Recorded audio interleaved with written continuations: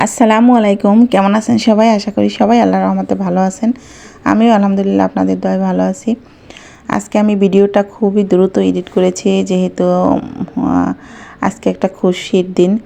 আমার কাছে আসলে খুবই ভালো লাগছিল। এত কি বলবো, এত খুশি হয়েছি আমি। আর এতটা আনন্দ লাগছিল যে আমি ভিডিওটা পুরোপুরিভাবে খুব সুন্দরভাবে এডিটও করিনি।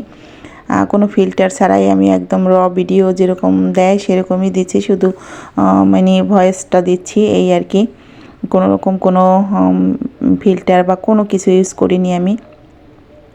তো আলহামদুলিল্লাহ আপনাদের দোয়ায় আমার চ্যানেলে অনেকে পূর্ণ হয়ে গেছে। আর এভাবেই আমাকে ভালোবাসবেন, এভাবেই আমাকে সাপোর্ট করবেন। আমার ভুল ত্রুটিগুলো আপনারা ধরিয়ে দিবেন। কিভাবে ভিডিও দিলে আপনাদের ভালো লাগবে, বা কোন ইয়েতে রেসিপি বা কোনো কিছু থাকলে আমাকে আর কি সবসময় আপনারা বলবেন যে কোনটা আপু এটা এরকম না, এটা এরকম। সবসময় আপনারা যদি আমাকে গাইড দেন, ইনশাল্লাহ আমি চেষ্টা করব সবসময় আমার ভুলগুলো শুধরে আপনাদের মাঝে সুন্দর সুন্দর ভিডিও নিয়ে আসার, আর আপনাদের যাতে হেল্পফুল হয় সেরকমই কাজ করার চেষ্টা করব ইনশাল্লাহ। তো আজকে আমি 1.5 পাউন্ডের মধ্যে কুলা থিম কেকটা করছি। আর কেকটা নিয়ে খুব বেশি কথা বলবো না, যেহেতু আজকে আমার একটা খুশির দিন। তো আজকে আমি চিন্তা করলাম যে ভিডিওটা আজকেই দেই। তো আমি দ্রুত ভিডিওটা আমি একদম কোনো রকমে আর কি এডিট করে আমি আপনাদের মাঝে শেয়ার করে দিচ্ছি। তো এই তো 1.5 পাউন্ডের কেক, এই ধরনের কুলা কেক কিন্তু আমার ভিডিওতে এর আগেও আমি করেছি।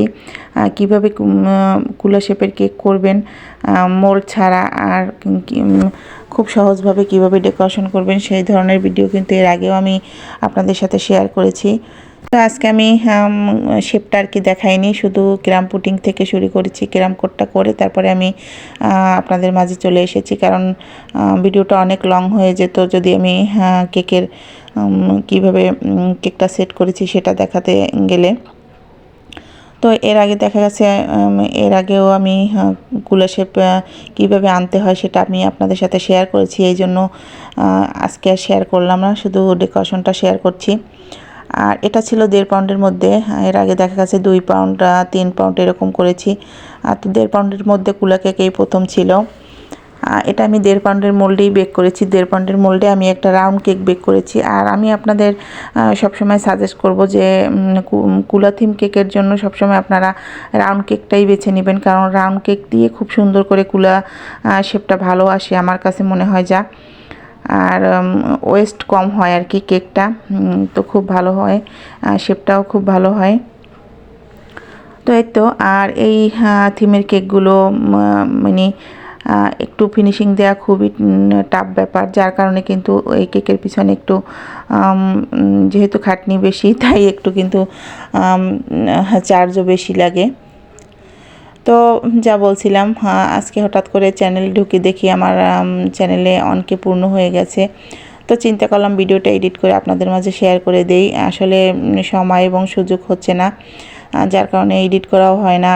প্রতিনিয়ত যে ভিডিওটা এডিট করব সেই সময়টা আসলে আমার থাকে না। দেখা গেছে একসাথে 3টা 4টা কাজ যদি আমি একা করি, তাহলে দেখা গেছে আমার নিজের উপরে চাপ পড়ে যায়। এই কারণে কিন্তু সবসময় আর কি আপনাদের সাথে ভিডিও শেয়ার করতে পারি না। তো প্লিজ আমার ভিডিওগুলো আপনারা দেখবেন এবং ভালোবেসে আমার পাশে থাকবেন। আর ইনশাল্লাহ আমি সবসময় আপনাদের আপনাদের হেল্পফুল হয় এরকম ভিডিও দেওয়ারই চেষ্টা করব। আর এখন থেকে চেষ্টা করব আমি রেসিপি শেয়ার করার। অনেক আপুরা রেসিপির জন্য বলছিলেন, তো আমিও চিন্তা করেছি এখন থেকে রেসিপি শেয়ার করার চেষ্টা করব। আর আমি হলুদের কালারটা কিভাবে করে নিয়েছি কথা বলতে বলতে দেখিয়ে দিলাম, কিন্তু আমি কিন্তু কোনো ক্রিমে কোনো কালার অ্যাড করিনি। একটু ইয়েলো কালার নিয়ে আমি সম্পূর্ণ কেকটাতে ছড়িয়ে দিয়েছি, আর একদম বড় একটা জিগজ্যাগ ডিজাইন দিয়ে ডিজাইনটা করে দিয়েছি। যেহেতু কুলা থিম কেক একটু কিন্তু জিগজ্যাগ ডিজাইন থাকে, তো আমি উপর থেকেও এরকম জিগজ্যাগ ডিজাইন করে দিব। তারপরে ডিজাইনটা কিন্তু খুবই সুন্দর ছিল, যেরকম আমি চাচ্ছিলাম সেরকম আর কি হয়েছে। একদম কুলাতে যেরকম ডিজাইন থাকে সেরকম করতে চাচ্ছিলাম, তো সেরকম হয়েছে। এই যে দেখুন একদম মনে হচ্ছিল যে বেত দিয়ে বুননো যেরকমগুলো থাকে সেরকম আর কি। তো আপনারাও জানাবেন কেমন হয়েছে এই ডিজাইনটা, জিগজ্যাগ ডিজাইনটা। তো আজকে কুলা থিম কেকটা ছিল একদম গোলাপ দিয়ে করা। তো আমার কাছে যেহেতু গোলাপের কেক খুব বেশি একটা আসে না, আর গোলাপ ওইভাবে আমার করা হয় না, তো এই কারণে কিন্তু আমার গোলাপটা প্র্যাকটিস করা হয় না, গোলাপ দিয়ে কেক ডেকোরেশন করা হয় না দেখে প্র্যাকটিসও করা হয় না। আর আজকের কেকটা ছিল আসরের দিকে ডেলিভারি ছিল, মানে আসরের নামাজের পরে ডেলিভারি ছিল, যেহেতু শীতের সিজন, নামাজের পরে ডেলিভারি। আর আমার কাজ করতে হচ্ছিল তখন প্রায় 3টা বেজে গেছে। তো এই যে দেখুন, এক তো গোলাপ তৈরি করতে পারি না, তারপর আবার বসাতে পারি না, আর ক্রিমটাও নরম হয়ে গিয়েছিল, খুবই সমস্যা হচ্ছিল বসাতে। তো এই যে তাও আমি কোনোভাবে আর কি করে বসিয়ে দিচ্ছি। আর এত তাড়াহুড়ো করে করছিলাম যে সবগুলো গোলাপ আর কি যা না তা হয়ে গেছে, তারপর আমি বসিয়ে দিয়েছি। আর যার কেকটা ছিল তার এত ভালো লেগেছে। তো আলহামদুলিল্লাহ, ক্লায়েন্টের ভালো লাগলেই কিন্তু আসলে আমাদের সার্থকতা। তো এখানে ইয়েলো কালার এবং একদম গাঢ় মিষ্টি কালার ছিল। এটা কিন্তু আমি একদম র ভিডিও দিচ্ছি, কোনো রকম কিন্তু ফিল্টার বা কোনো কিছু দেয়া না। আমি আসলে দেখি কি যে আমার র ভিডিওগুলোই মানে ভালো আসে, যেরকম কালার আর কি। আমি যদি ফিল্টার ইউজ করতে যাই তখনই কেকের কালার চেঞ্জ হয়ে যায় বা কেকের কালার মানে ভালো আসে না। তো আমার কাছে মনে হয় যে র ভিডিওটা দেওয়াই বেটার হবে। তো একদম সেম যেরকম কালার ছিল আমি সেরকমই আর কি দিয়ে দিয়েছি, আর কোনো রকম কোনো ফিল্টার ইউজ করিনি। আর আমার ভিডিওগুলোর মধ্যে দেখবেন কিন্তু কোনো লাইট, একদম আমি যে লাইট দিয়ে কাজ করি, একটা রুমের ভিতরে যে লাইট থাকে ওইটা, কোনো রিং লাইট বা কোনো কিছু কিন্তু আমি রিং লাইট ইউজ করি না। তো সেটা দিয়েই কিন্তু কাজ করছি। আর জ্বালানার আলোতে যেটুকু আর কি মানে আলো ছিল এইটুকু আর কি। তো এই তো গোলাপটা যেরকম ছিল গোলাপগুলো আমি সেরকম বসিয়ে দিচ্ছি, আর খুবই তাড়াহুড়ো করে করছিলাম। আর কেমন হয়েছে আমার এই আনারি হাতের এই গোলাপগুলো অবশ্যই জানাবেন। ইনশাল্লাহ করতে করতে একদিন চেষ্টা করলে আসলে সব কিছুই হয়, ভালো হয়ে যাবে। আর আপনারা যে আমাকে এতটা সাপোর্ট দিয়ে এই পর্যন্ত এনেছেন, এই জন্য আপনাদের কাছে অনেক অনেক অনেক কৃতজ্ঞ আমি। আর সবসময় এভাবে পাশে থাকবেন, আর আমার ভুল ত্রুটিগুলো সবসময় ধরিয়ে দিবেন, কীরকম আপনাদের ভালো লাগে, কিভাবে কথা বললে কি হবে। আসলে আমি যেরকম আসলে কথায় আছে না, যার যেরকম আর কি অভ্যাস, আমার কথা বলার ধরনটাই এরকম, আসলে সবার কাছে ভালো নাও লাগতে পারে।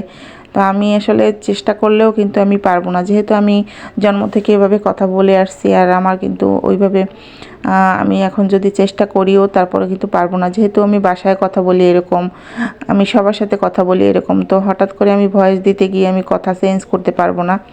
তো যদি কারো মানে খুবই সমস্যা হয় তাহলে স্কিপ করবেন আমার ভয়েসটা না শুনে।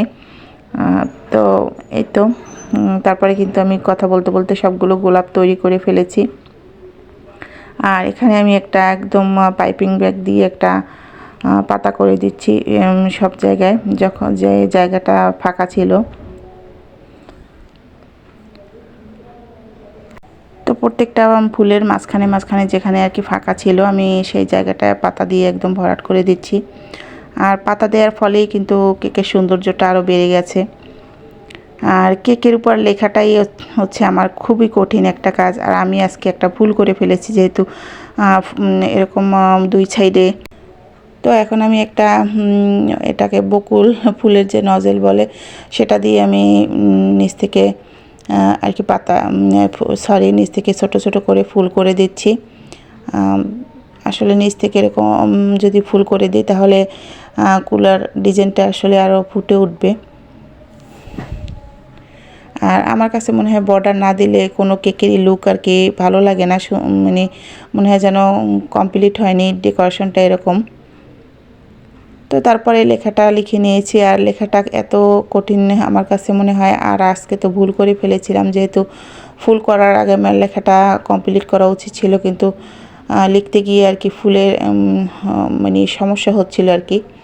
তো এরকম আপনারা করলে দেখা গেছে যে লেখাটাকে লিখে নেবেন, তারপরে ফুলগুলো দিবেন। তো আজকে আমি তাড়াহুড়োর কারণে আসলে ভুলে গিয়েছিলাম, যার কারণে আমার লেখাটা একটু বাঁকা বাঁকা হয়ে গেছে।